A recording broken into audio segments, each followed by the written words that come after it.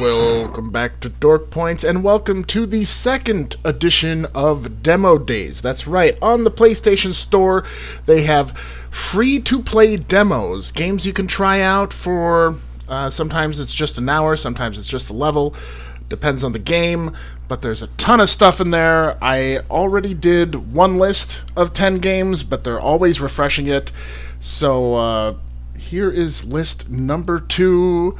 A lot of new games that caught my eye. Starting with this one, it is RType Final 2. Remember RType for the Sega? The Sega? Not the Genesis, but the original Sega. It was one of the best games on there. I think it was also available on the Nintendo as well. Just a wonderful game for its time. Now, this is a remake, a lot like the version of Strider that I featured in the PS Now retro video. Yeah, it's basically the same game. They just shined it up and made it look schmancy. Does it make it any better or worse? No. It's almost less charming for all of its shiny looks. Everything's there. I don't get it. Like, everything that makes this game, or made this game great, is still here, but it just feels like there's something missing still. You got the cool little shooty ball on the front of your ship that you can lose, or you can enhance depending on how well you do. All the power-ups are the same, but yeah, I don't know what to say about these remakes where they just take an old side-scrolly 8-bit game and make it look pretty. I don't mind it, but it's really not the same. Yeah. I guess I'm a snob. I don't know, there's something charming when you can do a lot with a little. Alright, so I'm dead, and we're moving on to Shing! Shing! The demo for Shing! Everybody know Shing? You said that like a million times. Charley Charley's in the background yelling at me for saying Shing too many times. Anyways, hi Charley. Shing is a side-scrolly Streets of Rage style game. Kind of looks like Fighter Fighters, yeah, it's a fighter.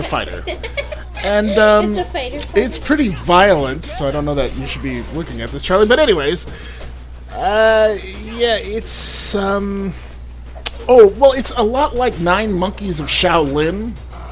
Also, visually, it is very reminiscent of this game I played on the original PlayStation called Fear Effect. It has a look reminiscent of that as well. But again, it's just Streets of Rage or Sengoku or any of those side-scrolly games. This actually doesn't really look very scary. It's not scary to you? Yeah. Well, you shouldn't be looking at it. Dad, Anyway. Earthblood. I'm a bad parent. Okay. No, you are. Alright, so the game is, again, beautiful to look at, but it's just hack and slash, like 9 Monkeys or any of those games. Side-scrolly fun. I don't know why PlayStation doesn't do what Xbox does, and instead of having PS Now... I mean, you can still have PS Now, fine, do that.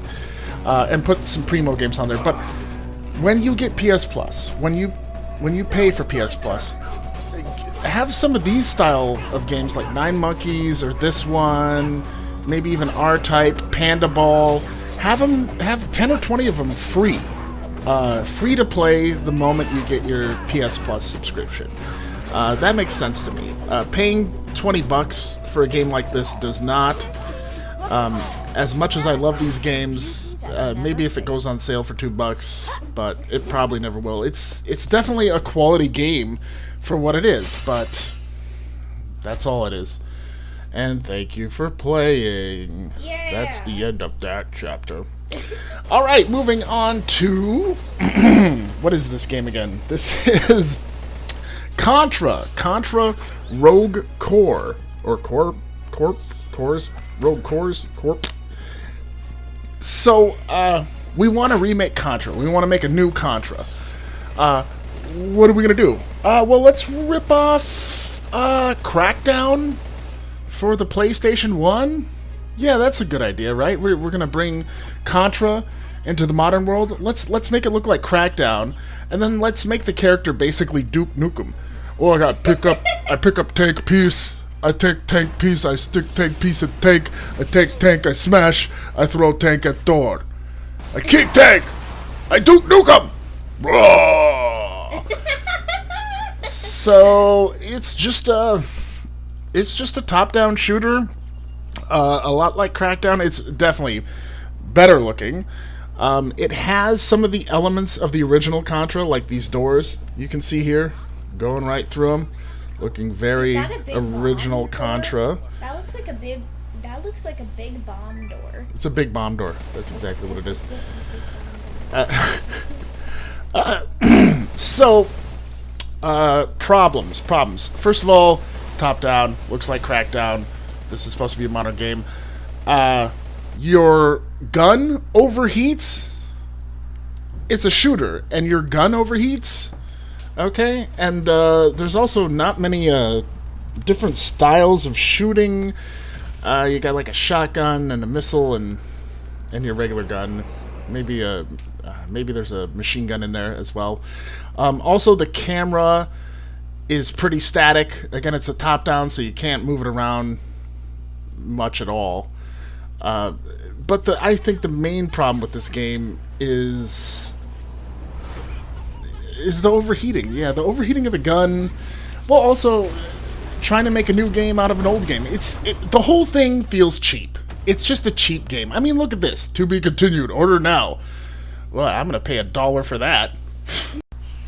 All right, up next, Code Vein, one of the many very Japanese-looking RPG-ish games that I've been interested in trying, like just like Nier Automata. There's so many, and I don't know what any of them are like, so I was very excited to try this out in the demo section. I saw it and I was like, yay, I finally get to see what this game is like. And it is, like most of the games on this list, it is post-apocalyptic, sort of, and there's vampires! There's vampires there, sort of vampire-y people, I guess. The story doesn't make a lick of sense, and it doesn't need to. You know, like Persona, just make the action good, make it charming. Even Final Fantasy, you know, does the story make that much sense? No comment. And here it is looking very Final Fantasy VII Remake-like. The boss battle here is very Dark Souls, as is the level layout, because you basically you find a save point, you go around to another door, you open the door, you save at that save point again. The levels are very circular that way, very Dark Souls, and the boss fights are very Dark Souls. However, the rest of the game is very straightforward. The general enemies aren't too hard to defeat. There is a lot of rolling and pivoting, but it's fun. It is fun to play, and it is very pretty to look at. I would say of all the games on this list, this was the one I enjoyed the most. Will I play it? Not for $60, but I enjoyed the demo. All right, moving on to another very Japanese-looking game. It's the same people. It's Bandai Namco, and I didn't realize this, but I played these games back to back, and I started playing this one, God Eater 3, and I was like, oh no, why did I do this? It's just another Japanese RPG game. However, I started playing it, and after a few tutorials and getting into the main chunk of the game, I realized it's Monster Hunter, and that's what it is. It's another version of Monster Hunter World, probably made for all those platforms that Monster Hunter is not on. And there's a few games. There's a lot more now. There's a lot more Monster Hunter kind of ripoffs. It's enjoyable, but it's Monster Hunter. All right, moving on to Crypt of the Serpent King. That's right. There's always one. There's always one. What I was hoping for. Well, I knew it was going to be bad. But I was hoping for a bad Bethesda-style ripoff dungeon crawler, and what I got was the most repetitive, meaningless game I think I've ever played. So, there's a treasure. You pick up the treasure. It's just food. You turn the corner. There's an orc. You slash the orc, and you kill him or he kills you. This is the whole game. There again. I don't know how many times I've died already, but yeah, this is the entire game. Is slash an orc, defeat him or he defeats you, and then eat some food. Should be a Bethesda game. I mean, it looks like it was going to be a Bethesda game or a ripoff. Instead, it's like Castle Wolfenstein or something. It's like it's like a bad version of a 30-year-old game.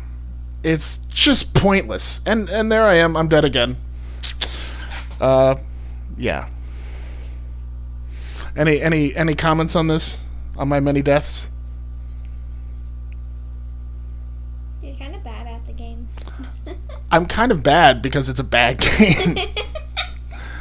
Yeah, it is. It's just not good. All you're doing is picking up food. I'm picking up food, and then I'm slashing an orc, and then he kills me or I kill him. You shouldn't be watching this, by the way. It's a little too violent. But, yeah, just a bad game. This makes the list of bad games. All right. So anyways. Yeah, but one thing is that it's your fault because you keep on dying. Is it, though? Yeah, kinda. Okay. All right, moving on to a game that I got for the demo store because it's called Alternate Jake Hunter, and having a good friend named Jake, I was like, oh, okay, I'm gonna get this.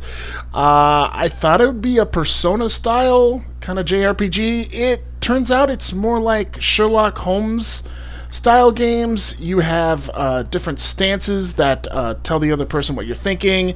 You search the room for clues. But it's a lot of talking, and that's mostly what it is. The clue system and all the different things you can do are very intricate and interesting.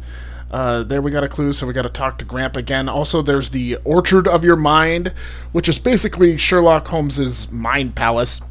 And as you get more clues, what looks like a Christmas tree starts to branch out in different sections and helps you come to the conclusion of the mystery. Grandpa's and there's covering your tree. Yeah, and there's Grandpa. There's the Grandpa character standing in front of the tree, the branches of the tree, as we solve it. Yeah, and I don't know. The demo was very short. You just had that little section, and it's like, thank you for playing. Am I gonna buy that? I don't know. All right, moving on. All right, it's time. There's a reason Charlie is sitting next to me. Yeah. What is that reason, Charlie? Because this is Deltarune. Deltarune. I looked in the demo section and I'm like, wow, there's a demo here that looks, it has the same font as Undertale. Isn't that odd? Undertale, one of Charlie's favorite games of all time, Deltarune. And it always will be. Yeah, right. And it looks, and I was like, oh, this looks just like Undertale. And then I clicked on it, and it was like, if you haven't played Undertale, don't play this. And I was like, whoa. So I downloaded it immediately, and it is not a demo. It is actually a completely free-to-play chapter of the game. And what did we think? It was amazing. It was. We did do this recording, but we finished the game, and it was so cool at the ending. Yeah, yeah. We invested, I think, and it's one chapter. I think we invested, 5 hours? Yeah. Into it, and we just could not stop. We just went all the way through the story, played the whole game, and it took a while. Some of the boss fights are pretty tough. Again, it's Undertale, so it's got that tricky thing with the tricky mechanic with the heart, where you have to move the heart around the screen in order to stay alive. Dad, for Undertale people, that's just simple. Yeah, maybe this game is gonna be I think for hardcore Undertale fans, this might be a dumbed down version of that. Yeah, as far as one thing is mechanics. sure.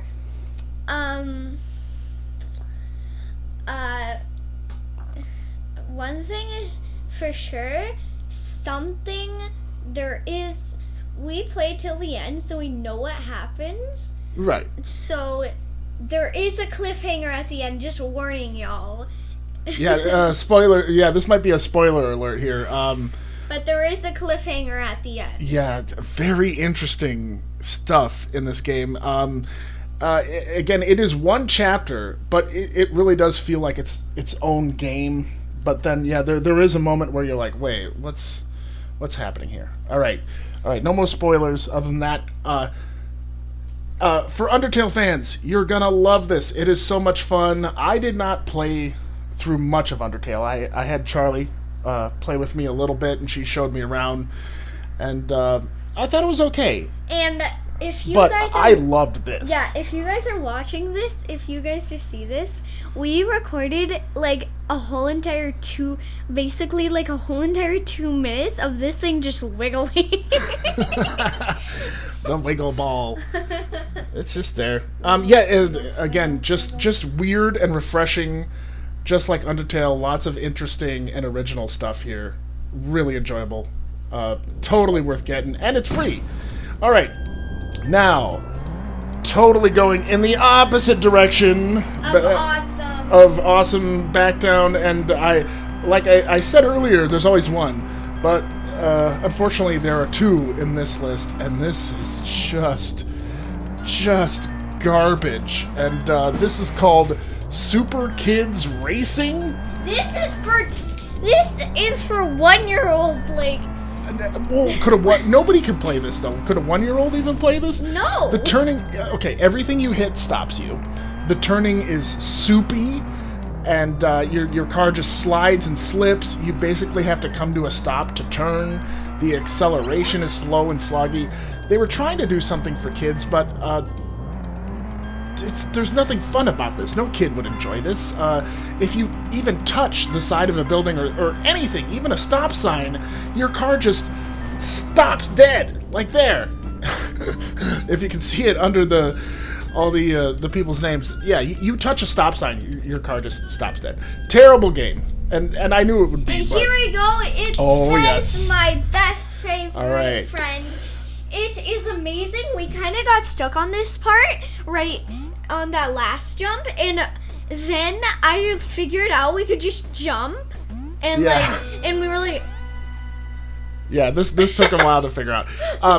So it's Fez. The last game of the evening is a good one, and I thought it was okay. It's very pretty to look at, and I love the gimmick of switching the dimensions in order to solve the puzzle. But Charley loved this game, and I'm really good at it. Yeah, you are really good at it, and usually the games I like I'm usually good at. Yeah, and I was like Human Fall Flat in Minecraft. Yeah. When you're good at a game, you're just good at it, and I am not, and I was not good at this game. I do enjoy it, and I totally appreciate the original aspect of this dimension shifting. But one thing is, if you fall from even just one time, I just fell from a little point of height, and it killed me. Yeah, that's kind of like a downside to it though. Yeah, if you fall even from I don't know what, 6 feet, 10 feet, you die, which is a kind of a foible. But it is a puzzle game, so there's a lot of the game is sort of strict on what you can and can't do. But it's rewarding to work around these unique mechanics.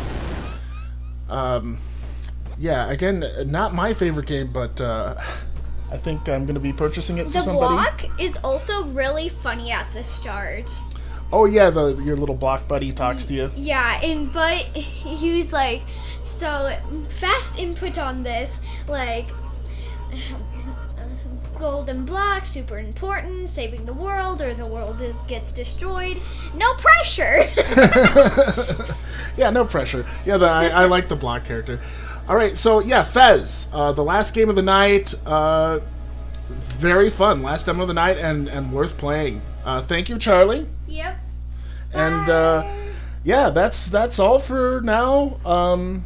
Thank you for watching. Please like and subscribe. Yeah. And Dark Points. Dark Points. Fully earned. Thank you for playing with me, Charlie, and special guesting on this. All right, good night, everybody. I think we're still recording. We might still be.